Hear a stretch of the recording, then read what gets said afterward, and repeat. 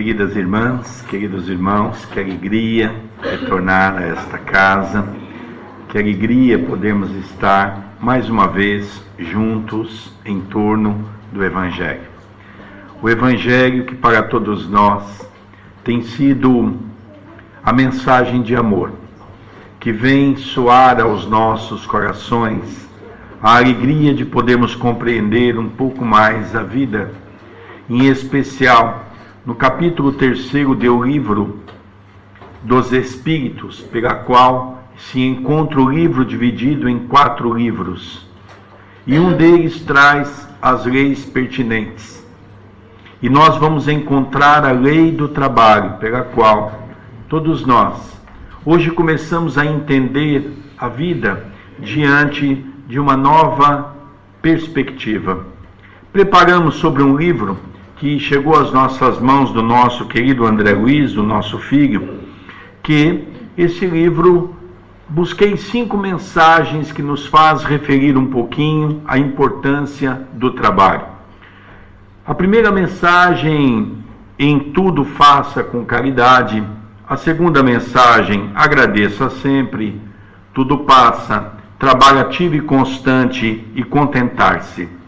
É verdade que as mensagens não se encontram em forma sequencial, mas é verdade que nós vamos ver ao longo dos nossos comentários a mensagem rediviva que vem tocar a porta de nosso coração, nos convidando ao trabalho. Não o trabalho pela qual nós conhecemos para angariar recursos para nossa manutenção. Nós vamos falar de trabalhos em vários sentidos. O trabalho de desenvolvimento espiritual, o trabalho de desenvolvimento coletivo, o trabalho que nos faz crescer em busca de nossa evolução. Quando esse pequenino livro chegou às nossas mãos, tive a oportunidade de ver essa imagem do beija-flor. Estamos na época de primavera. E é na época de primavera no Brasil, que se começa em setembro, é que nós começamos a ver esse pássaro de uma maneira mais encantadora, porque ele fica sugando a néctar das flores. É algo maravilhoso. Encanta os nossos corações. Conta uma história que a mata estava pegando fogo, estava ardendo, e esse pássaro preocupado que iria tudo arder, ia tudo se queimar, ele percebeu que havia um lago, e ele começou com esse bico fino e grande, pegar um pouco de água e jogar em cima do fogo. Os animais achavam tudo engraçado, era tudo novo.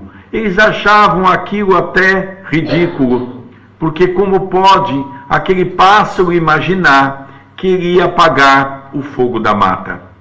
Fato é que um grupo de animais reuniu-se e procurou o Rei Leão. E colocou a ele a situação de que o que estava fazendo aquele pássaro. O Rei Leão também achou muita graça, se divertiu. E ele olhou para o alto e chamou o beija-flor. O beija-flor olhou para ele e disse: o que queres? E ele então disse: beija-flor, você não acha ridículo o que você está fazendo? E o beija-flor, no encanto e no átimo de amor, respondeu: eu estou tentando fazer a minha parte. E continuou fazendo aquele momento de tentar apagar o fogo. Essa pequena historieta tem como fundo a nossa reflexão sobre o nosso trabalho. É verdade que o Espiritismo ainda é muito pequeno, mas é verdade que o Espiritismo traz no seu manancial uma beleza incomensurável de ensinamentos que vêm tocar o nosso coração. E é verdade que se nós começarmos a ser um pequeno beija-flor e começarmos a trabalhar de maneira pela qual possamos fazer, não apenas de nossas palavras, usando um púlpito para falar do Evangelho. Diga de passagem, as religiões tradicionalistas se encontram em grande declínio. Exatamente porque hoje nós estamos numa fase da humanidade que já não se aceita mais pregar sem viver. É necessário que hoje nós tenhamos a compreensão que para tanto educar um filho, a necessidade de nós começarmos a nos auto-educar. Já não posso dizer ao meu filho, você não pode beber, se quem dá o primeiro copo de bebida ao filho somos nós. Já não é mais possível dizer ao nosso filho que não pode fumar, porque o cigarro traz consequências pulmonares e o cancro que muitas vezes dizima a pessoa num tempo muito mais rápido aqui na Terra. Se nós não tivermos hoje esses conhecimentos pautados na busca dessa verdade, que o Espiritismo norteia para todos nós, na condição de uma terceira revelação. Hoje nós vamos ser educadores. Os professores estão todos atônitos, porque não sabem como verdadeiramente lidar com essa situação. Porque é verdade que as escolas tradicionalistas, tanto no Brasil quanto Portugal ou em qualquer lugar do planeta, já não pode ser mais aquelas mesmas escolas de 50 anos atrás. Precisa se modificar, porque os espíritos estão vindo em uma nova conscientização, em um novo momento de vida, requerendo um trabalho mais árduo, um trabalho mais edificante, para podermos sobrepor a esse momento de transição que a Terra atravessa. E vamos estudar em especial o Evangelho, que ainda é para nós tão desconhecido no campo do trabalho. Lembro-me das frases de Jesus exposta no Novo Testamento, quando Jesus diz: o meu Pai trabalha incansavelmente e eu também trabalho. É esse trabalho que Jesus vem trazer para todos nós. E o jovem, numa mensagem inspirado, ele escreve: em tudo faça com caridade. Começa o jovem dizendo: a caridade vai muito além de ofertar os bens da matéria. É verdade que ainda diante da pequenez da criatura humana, nós temos o hábito de imaginar que caridade é apenas doar um alimento, é apenas doar um copo de água, é apenas doar um cobertor, doar uma sopa ou uma comida. Essa é uma caridade muito simples, em que nós, no movimento espírita, vamos iniciando esse trabalho, para que depois possamos desenvolver atividades mais sérias no campo da caridade. Mas o jovem continua a nos dizer, ela se divide em duas, a material e a moral. A caridade material é toda aquela em que você pode doar o que tenha mais, ou mesmo do seu necessário. A caridade moral é toda aquela que sai do seu coração. Seja uma palavra, um abraço, a transmissão de carinho. Eu digo sempre que o nosso planeta, existem dois momentos e existem lugares próprios para desenvolver a caridade. É verdade que a Europa, uma boa parte dos Estados Unidos, o Japão, o Canadá, existem muitos países que hoje nós somos convidados a exercer um outro tipo de caridade. Sendo que no Brasil, numa parte da África, numa boa parte da Índia, em vários cantos do mundo ainda, como uma pequena parte da Europa, somos convidados a desenvolver a caridade material, aonde nós vamos nos movimentar, vamos reunir os alimentos para dar àqueles que não têm. Essa caridade, quando abrimos o Evangelho segundo o Espiritismo, capítulo 9, do item 7, sobre a paciência, nós vamos ver que a caridade mais fácil de se fazer é a da esmola. E mesmo essa, nós temos muita dificuldade. E a caridade mais difícil de ser exercitada é exatamente a caridade do perdão. Para isso, nós temos que trabalhar a nossa mente, preparar o nosso coração, para entender o planeta pela qual todos nós residimos.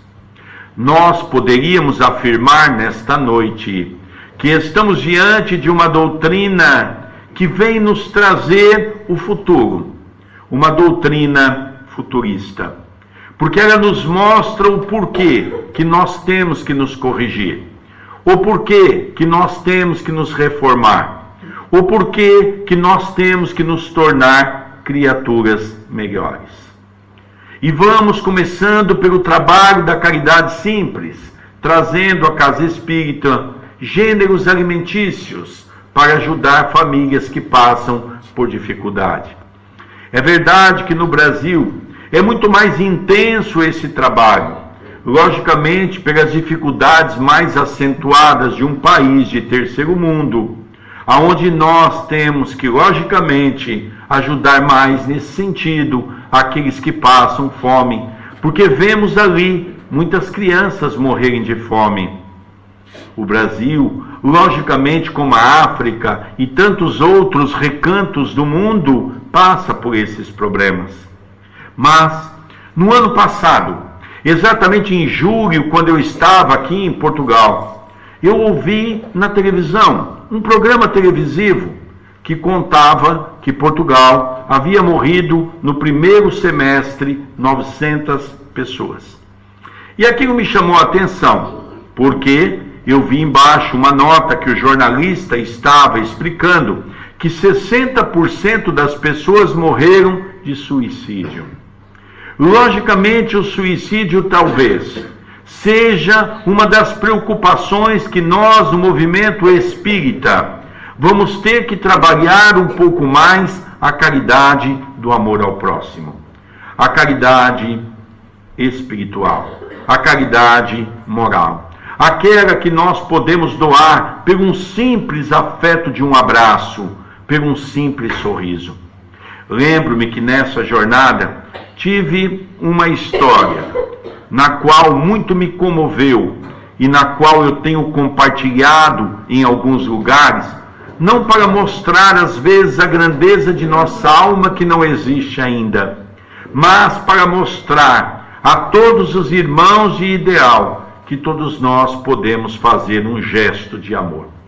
Estava eu em São João de Ver, no final da palestra, uma senhora com um livro para que eu desse uma mensagem, muito entristecida. Ela então me perguntou algumas coisas, nós conversamos um pouco, e ela diz: hoje eu estou muito emocionada. E eu perguntei por quê, e ela diz: quem sabe um dia eu te conto. Ela então pegou o livrinho e saiu muito emocionada e chorando. Sexta-feira, me encontrava em Lessa da Palmeira, e de repente, quando eu olho aquela senhora sentada no final do salão, sorriu para mim, fez um abano com as mãos, e aquilo me emocionou sem eu saber explicar o que estava acontecendo. Naquele instante, no final da palestra, veio ela com um livrinho e disse: hoje eu quero uma mensagem especial, porque hoje é o dia do meu aniversário. E eu disse: então eu vou caprichar, vou fazer aqui uma mensagem mais bonita ainda. Ela sorriu, olhou para mim e diz assim: porque você salvou a minha vida. É verdade que no primeiro momento não havia entendido muito o que ela quis dizer. Coloquei uma mensagem e eu então perguntei: por que, minha irmã, você disse isso? Ela falou para mim: porque naquele dia senti uma vontade no centro, porque eu já havia arrumado as coisas para cometer o suicídio. No dia seguinte, eu ia me suicidar. Mas lembrei-me, veio alguma coisa na cabeça para que eu fosse no centro, aonde eu cheguei a frequentar algumas vezes. E aquilo ali, eu ia no centro e depois então morreria em paz. E ela tinha comprado todos os apetrechos para cometer o suicídio tomando veneno. E quando ela se despertou, ela percebeu a bobagem que ela estava fazendo. A palestra se decorria dentro desse aspecto da caridade. E ela diz assim: por isso, meu filho, eu posso te chamar de filho, e eu quero te dizer que a palestra salvou a minha vida. E ali eu levantei-me, nos abraçamos, e nós dois juntos choramos muito, porque na verdade começamos a perceber que um gesto pequeno de nosso coração possa tocar as raias do coração do outro na busca da sua reforma íntima. Todos nós, e não existe ninguém nesse salão que seja tão pobre que não tenha condições de dar um sorriso, uma palavra amiga, um abraço fraterno.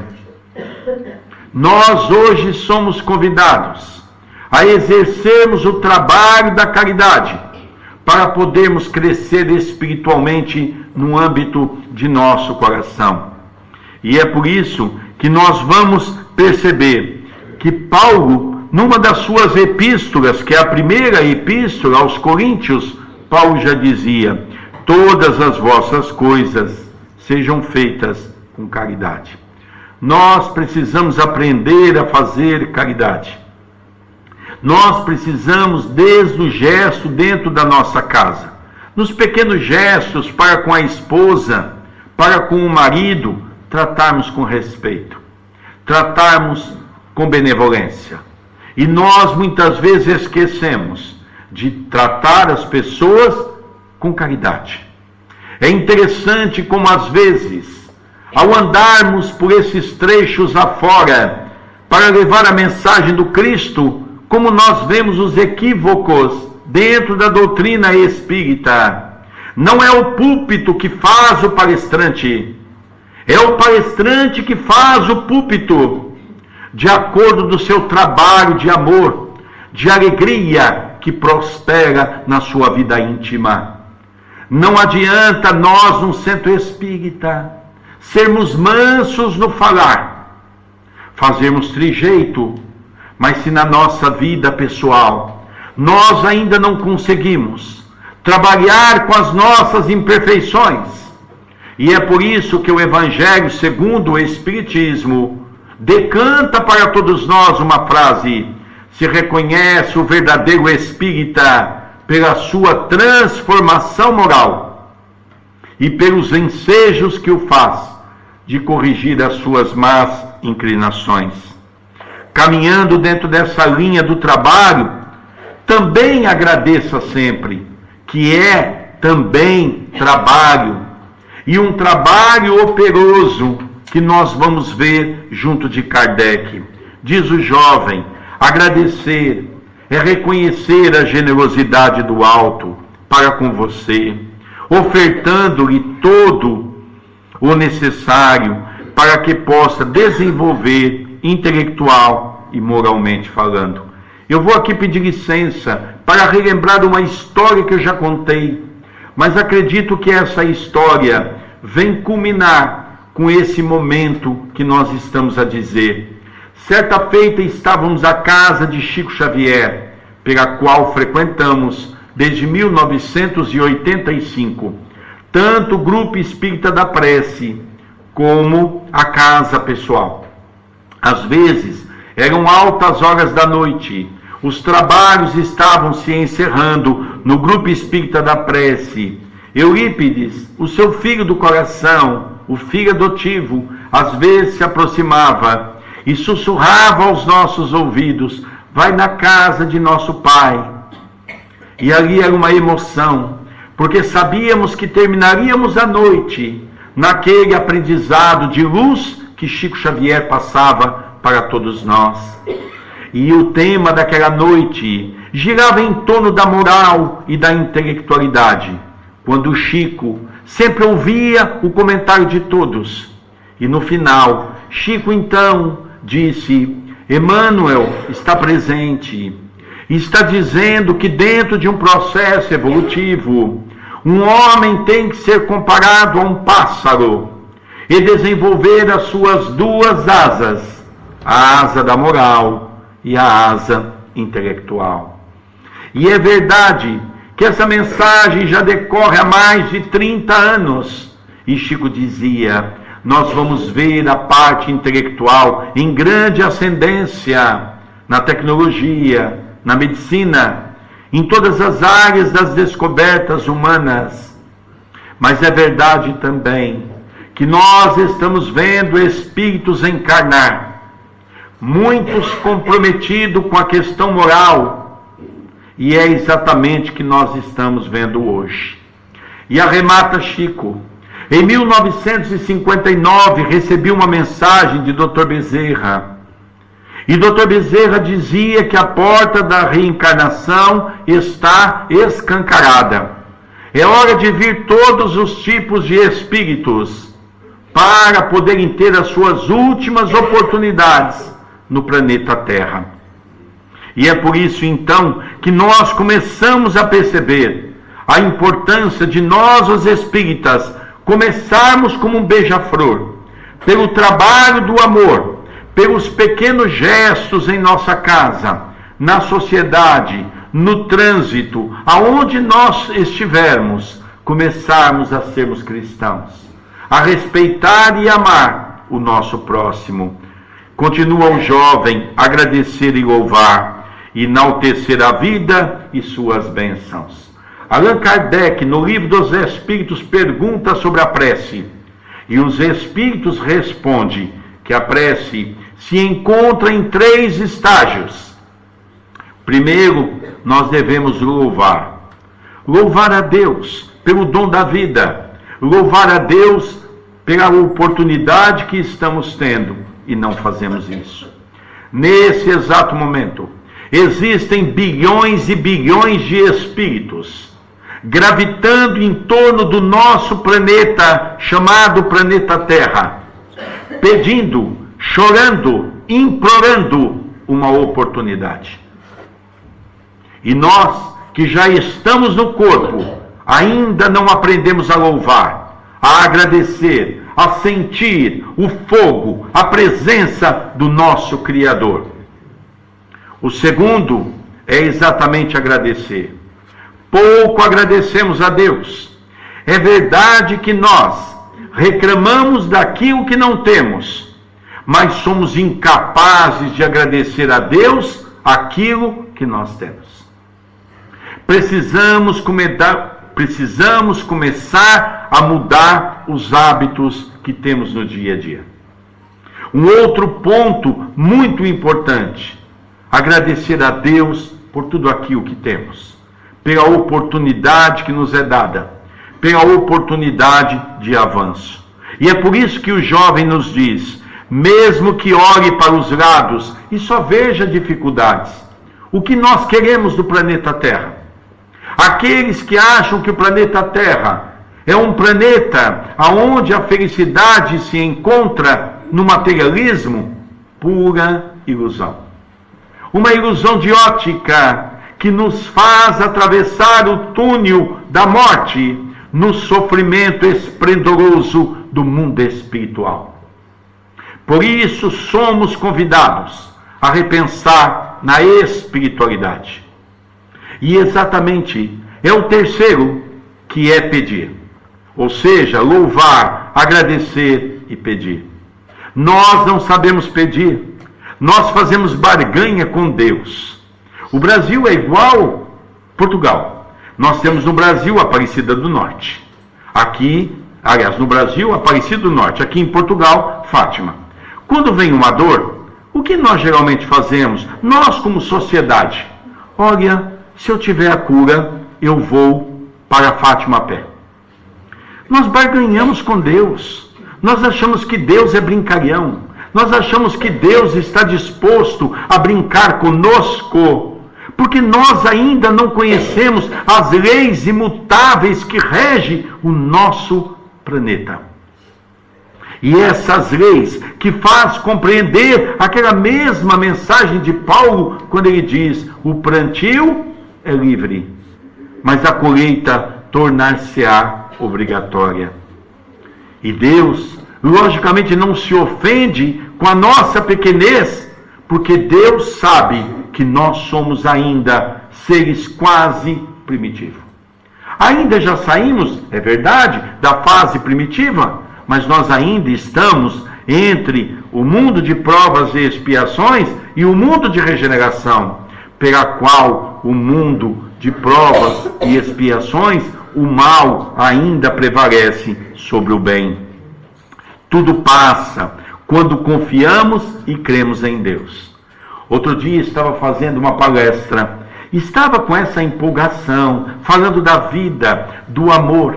Uma senhorinha começou a me olhar seriamente e eu vi que ela estava assim muito incomodada. No final da palestra, ela veio ter comigo e diz assim: olha, meu filho, posso te chamar assim? Perfeitamente. Ela diz assim: você fala isso porque você não tem problemas. Aí eu já logo fui dizendo para o amigo espiritual que estava perto: doutor Marco Antônio, sai de perto que a coisa vai sair faísca. E aí eu disse para aquela senhora assim, sisudo: a senhora quer competir? Ela diz: você não tem os problemas que eu tenho. Aí eu adoro quando a pessoa fala isso, porque se uma coisa que eu gosto é competir. E eu digo para ela: pois bem, minha irmã, qual área que a senhora quer conversar? Ai, meu filho, eu tenho doenças. Ai, tá bom. Quantas doenças crônicas a senhora tem? E ela então, porque você já percebeu que até na dor nós somos orgulhosos? Até na dor eu quero ser mais do que o outro.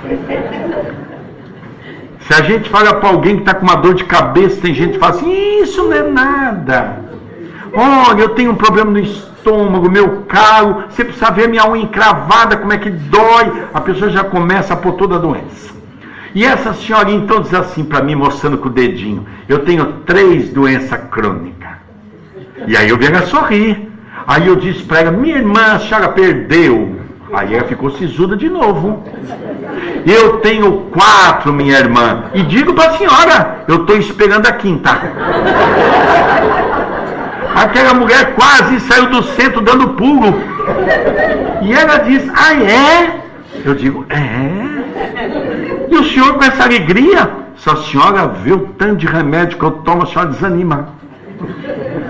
E olha, vou dizer para a senhora, já estou com uma lista lá para encaixar mais algum da doença que vai aparecer. Aí ela ficou me olhando e falou assim: olha, meu filho, mas a gente pensa errado, minha filha. A gente pensa errado. A gente pensa que a gente pensa que só a gente tem problema. Nós vivemos num mundo de provas e expiações. Nós vivemos num mundo aonde é resgate. Nós não fomos Chico Xavier, nós não fomos Santo Agostinho, nós não fomos esses espíritos baluartes que passaram pela terra, São Vicente de Paulo. Pelo contrário, nós fomos aqueles que perseguimos o Cristo, nós fomos aqueles que caluniamos o próximo. Então é natural que o resgate muitas vezes venha tocar as portas de nosso coração. Naquela primeira epístola que lemos de Paulo, dando continuidade, Paulo ainda diz: glorificai, pois, Deus em vosso corpo e no vosso espírito, os quais pertencem a Deus. Essa palavra de Paulo é muito forte. Mais de 2000 anos Paulo traz essa mensagem. E essa mensagem toca profundamente o nosso coração. Porque exatamente nós precisamos entender o que é o planeta Terra. Se nós desencarnarmos nesse exato momento, alguém vai levar alguma coisa para o mundo espiritual? Adianta contratar um caixão com gaveta? Adianta pedir para a esposa colocar o talão de cheque, os cartões de crédito? Adianta tudo isso? Na verdade, o que nós vamos levar? O que Jesus disse: o que fala o teu coração é o que está cheio, o que fala a tua boca é o que está cheio o seu coração. O que é nosso? No livro dos Espíritos, Kardec pergunta o que é o Espírito.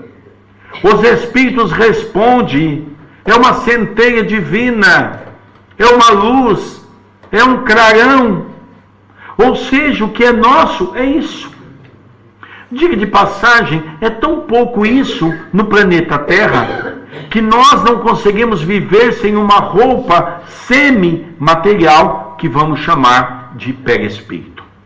Para quem está aqui se associando ao movimento espírita pelas primeiras vezes, nós vamos fazer recordar, e é importante, quando a nossa linguagem, muitas vezes, para que as pessoas entendam um pouco melhor, nós que estamos no corpo físico, porque aqui, nesse salão, existem duas plateias, duas dimensões.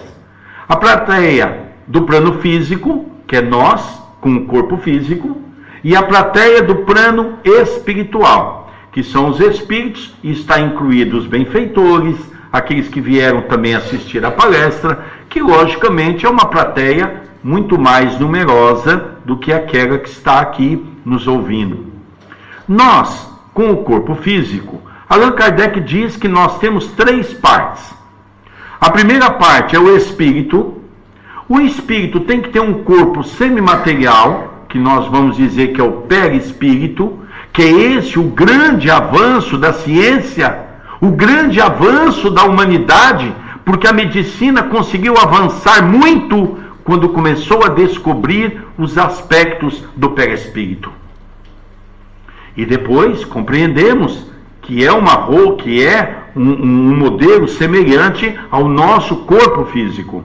O maior cientista brasileiro, chamado, um homem que teve uma expressão muito grande, Dr. Hernani Guimarães de Andrade, dizia que é um MOB, o perispírito, é um modelo organizacional biológico, que quando nós morremos, porque a morte existe, a morte física, o nosso corpo, é por isso que Jesus disse: do pó viestes, para o pó retornarás. O que sobrevive é o perispírito junto do espírito. E nós hoje somos chamados alma. O que quer dizer uma alma? É um espírito encarnado. Então aqui nós temos as almas e os espíritos. Ambos somos espíritos, mas para diferenciar o que é encarnado e o que é desencarnado. E assim nós vamos começando a entender todo esse processo da nossa vida. Bom, dando continuidade, tudo passa. O jovem diz: tudo passa, nada é duradouro, nada é para sempre. Quando a dor vem nos visitar, que é um processo kármico de resgate, e ela se apresenta, nós temos dois caminhos. O caminho tradicional, o mais comum, é o caminho da revolta. Nós nos revoltamos contra Deus, contra Jesus, contra os familiares, revoltamos contra tudo e contra todos. E tem o caminho da regeneração. E o caminho da regeneração é aquele caminho que, logicamente, vamos compreendendo uma situação muito melhor. Havia num hospital 2 leitos, num quarto. Um leito era de frente para uma janela, o outro leito era de frente para uma parede. O homem que estava diante da janela era um cristão. Via a vida com otimismo, passando pela dor, pelas dificuldades, pelas lutas, mas sempre sorrindo, sempre fazendo prece. Um belo dia, entrou um outro paciente que ficou internado, um homem de mal com a vida, reclamava de tudo, injuriava Deus, fazia reclamações, lamentações, e era o dia todo. Aquele homem dizia, o mais calmo: vamos orar, meu irmão, Deus é Pai, Deus é bom. Aquele homem ia se acalmando, e ele dizia: agora eu vou te contar o que eu estou vendo naquela janela. Eu estou vendo um jardim maravilhoso, cheio de flores, das mais diferentes espécies, as cores as mais encantadoras. Estou vendo um lago, onde tem animais que estão ali, andando, nadando sobre as águas. Estou vendo no fundo uma floresta, as árvores das mais diferentes espécies. Os pássaros pululam, os pássaros cantam, os pássaros enfeitam. Eu estou vendo pessoas andarem, conversando, sorrindo, aproveitando o sol magnífico que Deus nos deu. Aquele homem ficava envolvido naquela, como se fosse uma prece, um trabalho de amor. Quando passaram alguns dias, aquele homem de frente à janela desencarnou. O outro disse para a enfermeira: eu posso ir para aquela cama? A enfermeira disse: sim, vou prepará-la e põe o senhor naquela cama. Quando aquele homem, que já estava começando a ver a vida sob um novo prisma, deitou a cama, novamente veio a revolta. A enfermeira começou a dizer: o que foi, meu irmão? Aonde está aquele jardim? Aonde está aquele lago? Onde está aquelas árvores? As pessoas andando, o sol? Estou vendo apenas um muro. E a mulher disse para ele, a enfermeira: quem te contou isso, meu irmão? E ele disse: foi aquele homem que estava aqui. Aquela mulher sorriu e diz: é impossível. Ele diz: por quê? Porque aquele homem era cego. Nós temos que ter os olhos da alma. E quando temos olhos da alma, enxergamos coisas maravilhosas no campo da vida. Não permita que pensamentos de menos-valia falem mais alto em seu íntimo. Jesus confia em você e precisa de seu auxílio e da sua cooperação. Veja, todos nós estamos sendo convidados para o trabalho do Cristo. Jesus diz: vinde a mim todos que estáis cansados e oprimidos, e eu vos aliviarei. É por isso que nós estamos na casa espírita. Poucos de nós viemos pelo amor, a grande maioria ainda veio pela dor. Aí vem o trabalho ativo e constante, trabalho quanto puder, com alegria e entusiasmo. Os trabalhos da casa, os trabalhos do jardim, os trabalhos no centro espírita, os trabalhos do nosso ganha-pão. Trabalhamos com alegria, com amor, mesmo não trabalhando onde deseja trabalhar. Dê seu melhor para que amanhã possa encontrar o trabalho dos seus sonhos. A gente vê muito numa casa espírita, as pessoas começam a chegar a uma casa espírita, se motiva, daqui a pouco muitos querem ser médiuns, né? Se a gente lê o livro Consolador e o compromisso que é ser médium, a gente desanima qualquer um. Quando a pessoa estiver muito empolgada em querer ser médium, dá o livro Consolador. Dá o livro Consolador, porque a pessoa fica numa tristeza, porque a pessoa pensa que ser médium é ser benfeitor. Anda com até trejeito, né? Vocês viram? Tem médium que anda até com trejeito. No centro, lá fora anda com bengalo na mão, né? Se alguém falar alguma coisa, mas aqui dentro, né? Então ele vem definir para nós: médium é os mesmos endividados de ontem, criminosos do passado, que Deus concede a oportunidade do resgate pelo trabalho com amor. Às vezes, quando eu li isso aí, eu até pensei duas vezes. Falei: doutor Marco Antônio, nossa parceria, não é? Ele já foi logo dizendo para mim: se você não quiser, meu filho, fica tranquilo, tem outro que quer. Aí eu já disse: não, fica tranquilo, vamos trabalhar juntos, sim, não é? Porque é o esforço, é a dedicação, é o trabalho, não é?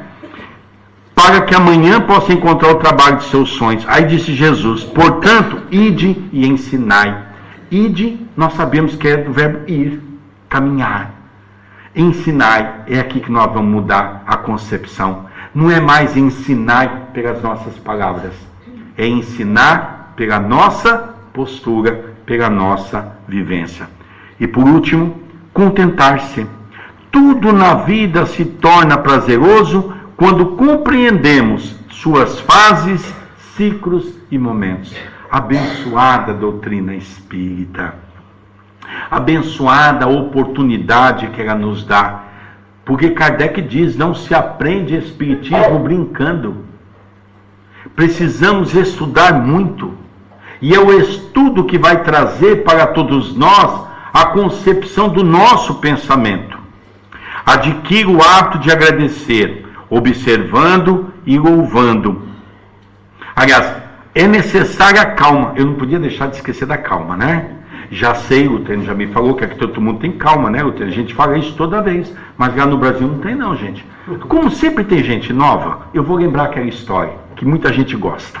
A história da paciência. Uma senhora lá do centro veio um dia muito brava e ela estava se acalmando dentro do centro quando ela falou, Sérgio, hoje eu perdi a paciência 3 vezes. E eu disse para ela assim, a senhora não perdeu não. A mulher ficou um pouquinho alterada e disse assim, perdi sim. Você estava comigo? Aí eu pensei, essa mulher vai perder a 4ª, quer ver? E aí eu falei, não minha senhora, a senhora não perdeu não, desculpe. Ela falou, perdi sim, por que você está falando isso? Mas já brava. Eu falei, tá vendo? Já é a 4ª vez então que a senhora perdeu. Ela ficou me olhando, eu falei, por que você disse que eu não perdi? Eu perguntei, minha amiga, você já viu alguém perder alguma coisa que não tem? A senhora já perdeu alguma coisa que não tem? Na verdade, a pessoa nunca teve, como é que ela pode perder a paciência? Quando você diz assim, eu perdi a paciência, é um engano, você nunca teve. Nós estamos aqui para buscar ter paciência, não é? A prudência para passar essas fases com alegria e otimismo no coração. Adquira o hábito de agradecer, observando e louvando as bênçãos que chegam até você, em todos os momentos. Mesmo que o momento seja difícil, vamos agradecer. Uma vez, nós estávamos também na casa do Chico, quando uma senhora diz assim, Chico, eu estou passando por tanta dificuldade. O Chico olhava para ela e dizia assim, agradeça a Deus, minha filha. E ela continuava a falar, e o Chico novamente repetiu, agradeça a Deus, minha filha. O Chico falava com o dedo torto assim, agradeça a Deus, minha filha. E ela continuava a falar. E na 3ª vez o Chico falou a mesma coisa, minha filha, agradeça a Deus. E ela não entendia, e perguntou, Chico, por que agradecer a Deus? O Chico então deu um ensinamento belíssimo. Diz assim, olha minha filha, se você está passando pelas dificuldades da vida, agradeça a Deus, porque você já está em condições de pagar os seus débitos de outrora. O pior é se a senhora tivesse ainda contraindo os erros para quitar no seu futuro. Agradeça a Deus. E aquela foi uma grande lição para todos nós. E aí vem Paulo e encerra com essa mensagem aos filipenses. Não diga isso como necessário, porque já aprendi a contentar-me com o que tenho. E vamos sair da casa espírita hoje com a certeza de agradecer a Deus por tudo aquilo que nós temos. E basta olhar para o lado, não precisa olhar para trás. Você vai perceber quantas milhares de pessoas e milhões de pessoas por esse planeta fora encarnado sofrem porque se encontra numa situação pior do que a nossa. Quando você for reclamar da vida para alguém, faça um pensamento dentro da sua própria consciência e veja se você realmente tem razão em reclamar. Se tiver, faça a reclamação.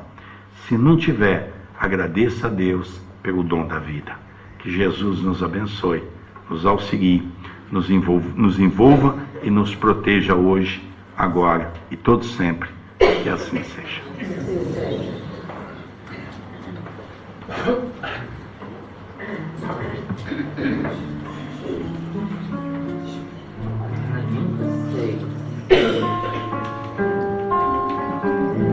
Sorria sempre, sorriso é alegria e contagia o triste que chora. Muito embora eu não tenha ilusão,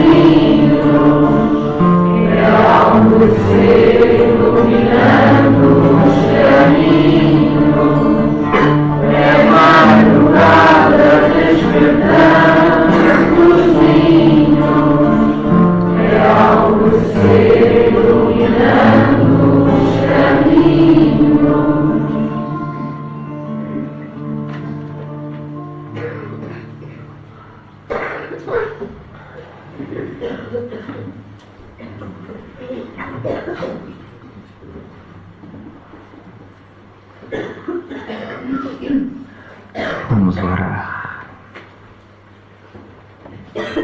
Mergulhados que nos sentimos nessas vibrações, nessas melodias de paz e renovação, aqui estamos, Senhor Jesus, sentindo a presença amiga e querida dos teus mensageiros espirituais, que envolvendo-nos com doçura, desperta-nos a alma para as realidades espirituais que não podemos adiar. Muito obrigado, Senhor Jesus, pelo dia que se foi. Muito obrigado pelo trabalho que nos preencheu inúmeras horas, o trabalho que entendemos na terra como o trabalho de César, nas mais variadas situações, sendo este trabalho amado ou não por cada um de nós, que possamos agradecê-lo, exercê-lo com ternura e dedicação. E te agradecemos também, Senhor Jesus, o nosso trabalho espiritual, que tem a amplitude da nossa reencarnação. Todos, sem exceção, estamos na Terra portadores de uma tarefa, de uma missão, de um serviço, de um trabalho espiritual. Ajuda-nos a entender qual é o nosso, se ainda não o compreendemos. Ajuda-nos a realizar o nosso trabalho, se já percebemos qual é a sua natureza. Auxilia-nos, Senhor Jesus, para que possamos em cada momento compreender que é a Ti, Senhor Jesus, que oferecemos os nossos minutos preciosos, em que somente cada um de nós sabe o quanto vale, o quanto pesa. Querido amigo Jesus, nessa noite, envolvidos pela mensagem que nos toca o coração, queremos rogar por todos aqueles que nos vêm em busca de auxílio, de amparo espiritual, os que chegam à nossa casa rogando pelo estado de enfermidade que são portadores, por aqueles que aqui trazem as suas chagas físicas, mas sobretudo as emocionais, as espirituais. Oramos, rogamos pelos pais, pelos avós e avós, pelos filhos que vêm suplicar, pelos seus corações queridos que tombaram no campo do vício, na droga, no álcool, nos jogos. Oramos por aqueles que pedem prece e amparo, para os seus familiares queridos que partiram há pouco ou há muito tempo, e desejam envolvê-lo nas vibrações de saudade, de reconhecimento, de alegria e de ternura pela presença em suas vidas.